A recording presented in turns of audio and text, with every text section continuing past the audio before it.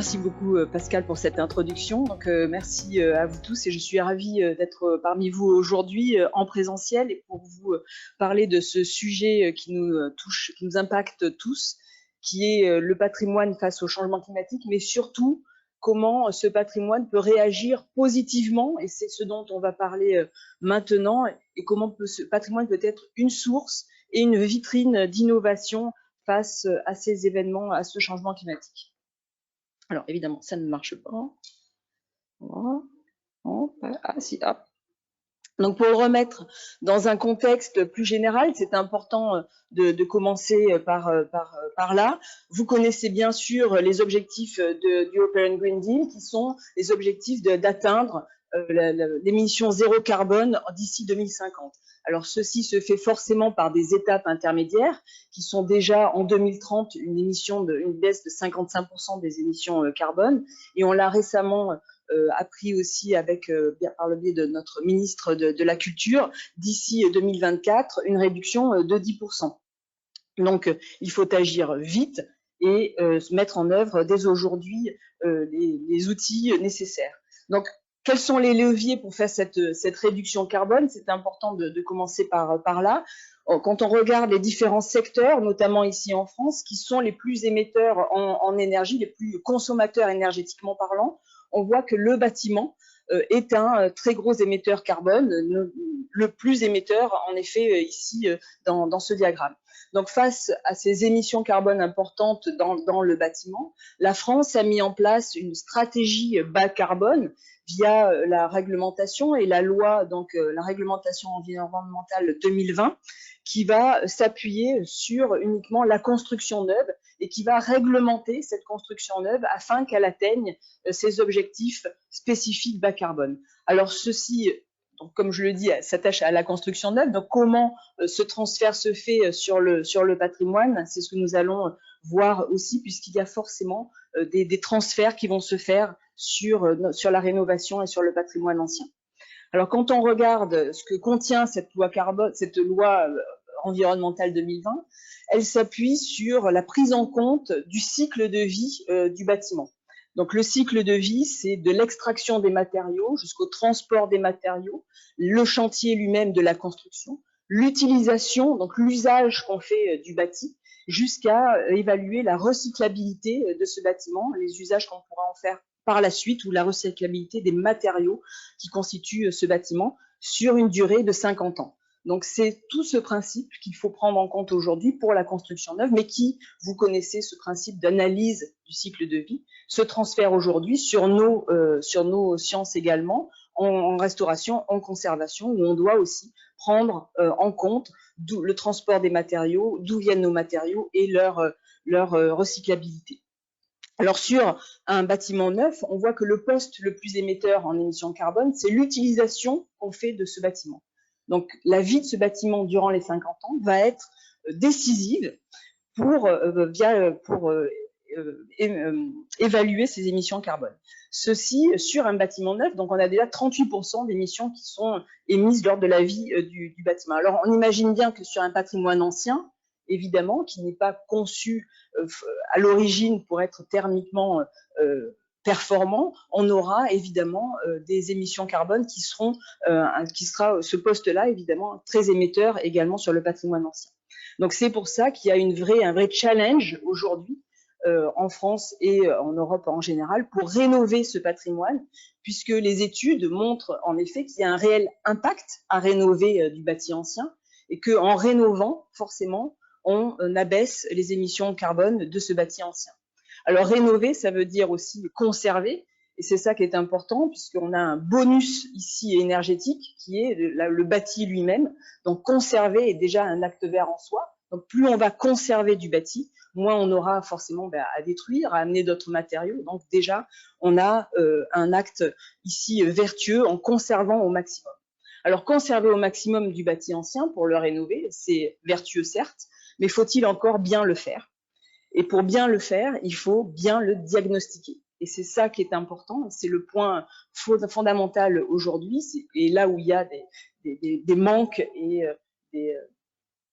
beaucoup d'inconnus en fin de compte, c'est comment diagnostiquer ce patrimoine ancien qui n'est pas moyennable, comme on peut moyenner aussi une paroi sur du bâti moderne.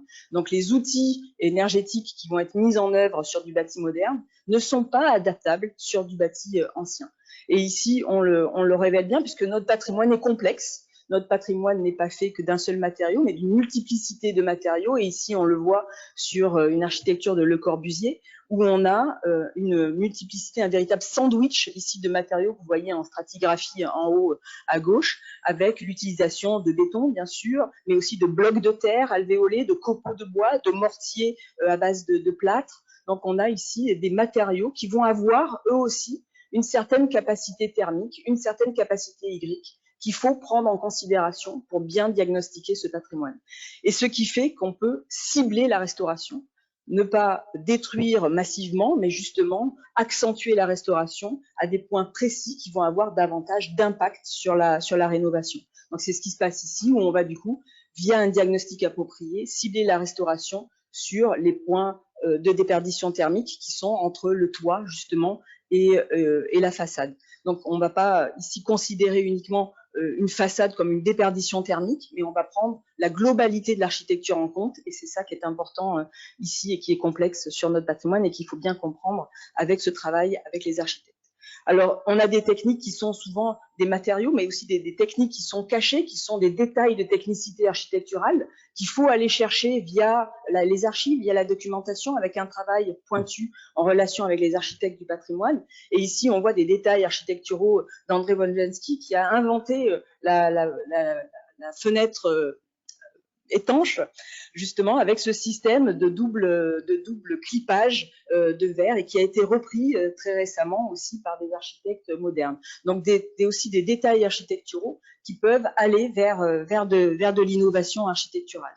Donc, il faut intégrer ces données qui sont des données d'archives, des données du passé que nous fournissons, enfin du passé, pas si passé d'ailleurs, assez contemporains, qui sont intéressants et qui sont justement source d'innovation pour le futur, et notamment tout ce qui est technique de passivation, technique de chauffage de manière passive ou de climatisation passive, sans utilisation donc d'outils extérieurs, en utilisant uniquement les matériaux qui sont disponibles. Et ici, on a un formidable exemple qui a été inventé dans les années 50 par Jacques Michel et Félix Trombe, qui était un professeur et donc un architecte en collaboration, qui a inventé le mur Trombe et qui se sert du rayonnement solaire sur une paroi vitreuse, une paroi en verre, pour récupérer ce rayonnement solaire, l'accumuler dans un matériau sous-jacent qui va accumuler cette chaleur et la restituer à l'intérieur du bâtiment. Donc ici, on a uniquement un rôle passif des matériaux qui va jouer son rôle de réchauffement et qui est parfois utilisé très ponctuellement dans l'architecture contemporaine, hein, qui est très sporadique. Ici, on l'a sur la médiathèque de Beton, où on a la réutilisation de ce mur Trombe avec en plus une adjonction d'un matériau biosourcé qui est le mur en terre. Donc là, le mur en terre va aussi avoir cette capacité thermique d'absorber le rayonnement solaire provoqué par la paroi en verre et qui va restituer cette chaleur à l'intérieur de manière passive. Alors, on peut réchauffer de manière passive, et on peut évidemment refroidir aussi de manière passive, et il faut regarder aussi dans nos cultures méditerranéennes. Ici, alors, je dis méditerranéenne parce que le même système existe en Égypte aussi, mais ici, on a un exemple des tours à vent en Iran, où on utilise la convection du vent, donc de l'air chaud, la convection de l'air chaud vers le froid, pour faire rentrer de l'air chaud et le faire refroidir sur une nappe d'eau souterraine, et par convection, cet air froid refroidi va rentrer à refroidir et va donc refroidir naturellement cette ambiance. Donc ces systèmes de constructifs, qui sont des systèmes connus de notre tradition patrimoniale, justement, sont vraiment à mettre en évidence, à un peu inventorier aussi pour être réutilisés et aller vers des innovations d'aujourd'hui et le réemploi de ces techniques. Alors, quand on regarde les concours du New Bauhaus aujourd'hui, alors ici on a un concours d'architectes à Harvard, comment ne faire le lien avec des architectures plus proches de nous et qui sont qui sont également récentes, mais comment ne pas se référer à Jean Renaudy ici à Ivry-sur-Seine, donc en 1972, qui avait déjà aussi inclus ces espaces en terrassement avec une végétalisation importante de l'espace, qui aujourd'hui, dans ces espaces-là, ne sont pas pris en compte dans les bilans thermiques. Donc il y a un vrai problème, un vrai souci de comment prendre en compte les matériaux, les techniques, et ici la végétalisation qui a un impact, bien sûr, positif sur les déperditions thermiques et énergétiques du bâti. Comment ne pas regarder également, on a regardé les techniques de construction, mais comment ne pas regarder les matériaux aussi qui nous entourent, les matériaux du patrimoine, et notamment la terre crue. Alors on l'a vu dans la réutilisation du mur trombe, et ici, si on regarde les cases Mousgoum au Cameroun, on a cette architecture en terre traditionnelle et qui va vers l'innovation et qui, en se réutilisant via des laboratoires de recherche, et ici en s'exprimant via l'impression 3D et l'impression donc robotisée, va améliorer les performances encore déjà très bonnes du matériau terre, mais pour faire des formes nouvelles, alvéolées, qui vont avoir des performances encore nouvelles thermiquement et hydriquement. Alors, je finis quand même vers une transition du bâti vers comment conserver aussi l'intérieur, puisqu'il faut, à mon avis, aussi casser ces barrières entre l'architecture et la conservation muséale. La conservation muséale est dans un espace, aussi une enveloppe, et cette enveloppe peut jouer un réel rôle sur la conservation muséale. Donc, comment se servir aussi de ce qu'on vient de voir en architecture pour optimiser, minimiser la consommation énergétique, minimiser l'utilisation de la climatisation en musée et en archives. Et ici, on a deux beaux exemples, notamment du centre de collection du Swiss Museum, donc près de Genève, qui va réutiliser aussi de la végétalisation, des matériaux biosourcés pour minimiser l'utilisation de la climatisation dans ses archives. Et également le Louvre Liévin, qui va utiliser aussi une partie du sous-sol également pour jouer sur l'inertie thermique du sol. Donc, on a un réel besoin aujourd'hui de transposer nos données du passé, mais également des modèles climatiques, donc de la science du climat également. Ici, un exemple de l'IGN, l'Institut national de géographie, qui répertorie aussi en termes de données, qui peut remonter le temps. Ici, vous avez le site de Versailles, justement, à travers le temps, de 1950 à aujourd'hui. On a tout un récollement de données aussi à faire via les données climatiques pour venir évaluer aussi comment notre patrimoine bâti, qui n'est pas climatisé, qui est face à un environnement changeant, peut devenir un laboratoire aussi du climat. On l'a dit tout à l'heure et on l'a dit ce matin, donc c'est un terme que j'aime beaucoup. Donc pour évaluer comment ces bâtiments, mais aussi ce qu'ils contiennent, peut nous donner des indices sur la conservation future. Adapter, diagnostiquer, valoriser l'existant, de nouveaux matériaux, de nouveaux procédés, et c'est ce que prône le New Bauhaus. Et je pense qu'on a aussi donc ce chemin à parcourir, mais aussi donc se rattacher avec, on a parlé aussi des appels à projets européens, où on peut justement se servir de cette opportunité pour montrer que le patrimoine peut être vertueux et aller vers l'innovation.